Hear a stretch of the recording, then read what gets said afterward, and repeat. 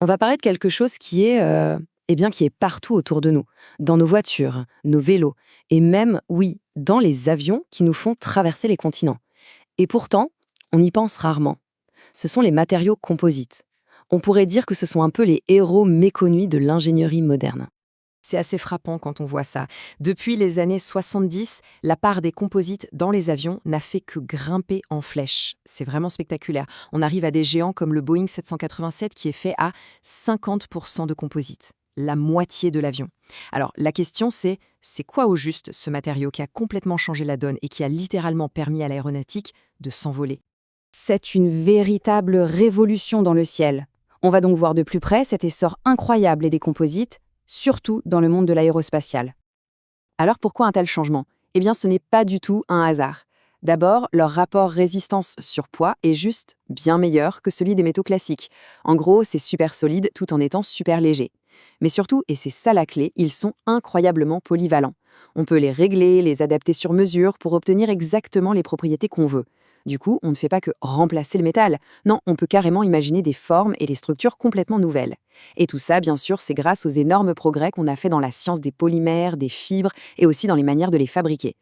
Bon, pour bien comprendre ce que c'est, on va se la jouer cuisinier. La recette du composite. Imaginez que c'est comme en cuisine. On prend des ingrédients qui seuls sont bons, mais une fois qu'on les combine, on obtient quelque chose de bien meilleur, de bien plus performant. Alors, techniquement, qu'est-ce que c'est? C'est un mélange d'au moins deux matériaux qui ne se mélangent pas vraiment, qui restent distincts, non miscibles, comme on dit. C'est très différent d'un alliage comme l'acier où tout est fondu ensemble. Ici, chaque composant garde son identité propre. Et c'est justement cette collaboration, cette union qui crée toute la magie et donne des propriétés supérieures. Dans notre recette, il y a donc trois ingrédients absolument essentiels. D'abord la matrice, c'est un peu la colle, le liant qui tient tout ensemble. Ensuite le renfort, ce sont les fibres, l'armature qui donne toute la force. Et enfin, l'interface, c'est la zone de contact super importante entre les deux. Et attention, si un seul de ces trois éléments flanche, c'est toute la structure qui s'effondre. Zoomons un peu sur la matrice. Son job, c'est de tout lier. L'analogie parfaite, c'est le ciment dans le béton armé. La matrice, elle enrobe les fibres, elle les protège de l'environnement, de la corrosion, etc. Et surtout, son rôle est crucial. C'est elle qui répartit les forces sur l'ensemble de la pièce. Sans la matrice, les fibres, aussi solides soient-elles, ne seraient qu'un tas de fils inutiles. Ensuite, le renfort. Lui, c'est le squelette, c'est ce qui apporte la force. Et ce qui est vraiment génial, c'est qu'on peut lui donner plein de formes différentes. Regardez, à gauche, on a un tissu tissé classique, très rigide, très stable. Et à droite, une structure tricotée, qui est beaucoup plus souple, plus déformable, parfaite pour épouser des formes compliquées. En fait, on choisit l'architecture des fibres en fonction de ce qu'on veut obtenir à la fin. C'est vraiment du sur-mesure. Et on arrive à l'ingrédient un peu secret, celui qu'on ne voit pas. L'interface. C'est une couche minuscule, microscopique, mais elle est absolument vitale. C'est la zone où la matrice vient s'accrocher à la fibre. Si cette liaison, cette poignée de main chimique n'est pas parfaite, eh bien la force ne peut pas passer correctement de la matrice aux fibres. Et là, c'est la catastrophe. Le matériau perd toutes ses qualités. En fait, toute la solidité du composite repose sur cette liaison complètement invisible à l'œil nu. Bon, maintenant qu'on a nos ingrédients, passons en cuisine. De la fibre au fuselage. On va voir comment on cuisine tout ça pour fabriquer des pièces aussi complexes qu'un fuselage d'avion, par exemple. Alors, il y a plein de façons de fabriquer des composites. On ne va pas toutes les passer en revue, mais on va en regarder deux parmi les plus courantes, juste pour bien saisir le principe. Premier exemple, le moulage par injection. Le principe est assez simple. On part de petits granulés de plastique qui contiennent déjà des fibres courtes. On met tout ça dans une machine. Une vis sans fin va chauffer ces granulés pour les faire fondre, puis les injecter à très haute pression dans un moule. Ça refroidit et hop, on a notre pièce. C'est super rapide, donc c'est parfait pour fabriquer des pièces en très grande série. Et voilà la bête en vrai. Le schéma avait l'air simple, mais dans la réalité, c'est une machine énorme, un véritable monstre de technologie. Ça travaille avec des pressions et des températures très élevées pour sortir des milliers de pièces complexes, tout ça avec une précision incroyable.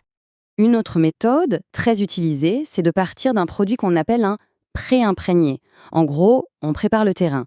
On prend des fibres, ici des fibres coupées, et on les dépose sur un film de résine qui n'est pas encore dur. Ça nous donne une sorte de feuille, un tapis un peu collant et malléable qui est prêt à être mis en forme. Ensuite, cette feuille, ce pré-imprégné, On la découpe à la bonne taille, on la place dans un moule, et là, des presses absolument gigantesques viennent écraser le tout en chauffant. Sous l'effet de la chaleur et de la pression, la résine va durcir, et voilà, la pièce est formée. C'est une technique qu'on utilise beaucoup, par exemple, pour faire des pièces de carrosserie de voitures. On a vu comment ça marche aujourd'hui. Mais maintenant, regardons vers l'avenir, les matériaux du futur. Quels sont les grands défis et les innovations qui nous attendent dans le monde des composites ? Bien sûr, aucun matériau n'est magique, il y a toujours des compromis à faire. D'un côté, les avantages sont énormes. Un rapport résistance-poids incroyable, une polyvalence folle, une super résistance à la corrosion, la possibilité de faire des formes complexes, mais de l'autre côté, il y a de vrais points noirs. Ils sont très difficiles à recycler, ils nous rendent dépendants du pétrole pour fabriquer les résines, et bien souvent, ils coûtent plus cher au départ. Du coup, le grand défi pour notre siècle, il est là, sous nos yeux. La question, c'est comment est-ce qu'on peut garder tous les avantages incroyables de ces matériaux, tout en les rendant beaucoup plus durables, plus respectueux de l'environnement? C'est la grande quête des chercheurs aujourd'hui. Et l'une des pistes les plus prometteuses, c'est celle qu'on appelle les biocomposites. L'idée est assez simple et géniale à la fois. Au lieu d'utiliser des fibres synthétiques comme la fibre de verre ou de carbone, on va utiliser des fibres naturelles qui viennent de plantes. Par exemple, le lin qu'on voit ici. Et on peut même aller plus loin en remplaçant aussi les résines à base de pétrole par des polymères d'origine végétale. L'objectif, c'est d'arriver à des matériaux qui seraient quasiment 100% renouvelables. Le futur est peut-être en train de pousser dans nos champs.